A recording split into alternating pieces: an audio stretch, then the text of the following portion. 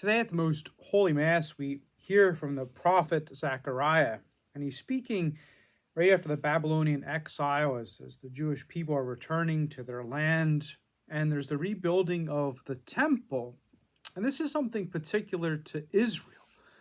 They were the only nation that believed in one God, and this one God, they claimed, revealed himself to them and created a covenant with them.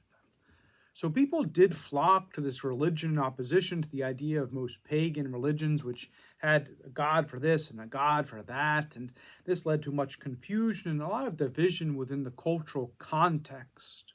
And we read in Zechariah where he says these interesting words. He says, "In those days, men of every nationality, speaking different tongues, shall take hold, yes, take hold of every Jew by the edge of his garment, and say, let us go with you, for we have heard that God is with you."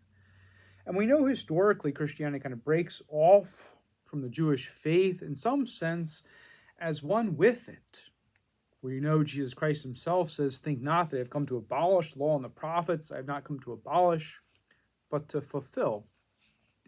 In our lives as Christians, one of the most important things about practicing the faith and evangelizing the reality that God is with us, especially in the most holy Eucharist, is the fact that we should always seek to love our neighbor and care for them in such a way that they not only hear that God is with us, but come to know this through a real encounter and how we treat them, how we recognize their dignity and the sacredness of their life.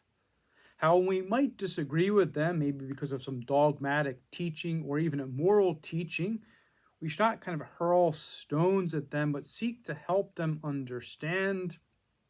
For truth is a kind of discovery that we come to through our natural reasoning, also aided by grace, and our faith is this supernatural gift from God himself.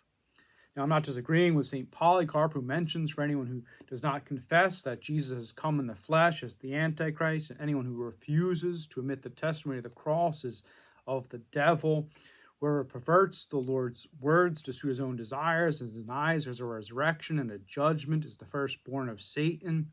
And he goes on to say, so let us abandon the folly of the masses and their false teaching and return to the teaching that was handed down to us from the beginning.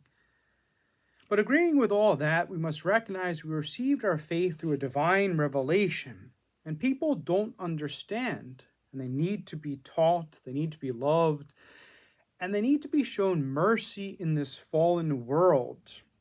And they need to know by way of an encounter that their very existence is sacred to the Lord. For the same God whose Son died for your sins and mine, died for theirs too, in order that they may come to know the God who truly loves them in a real way.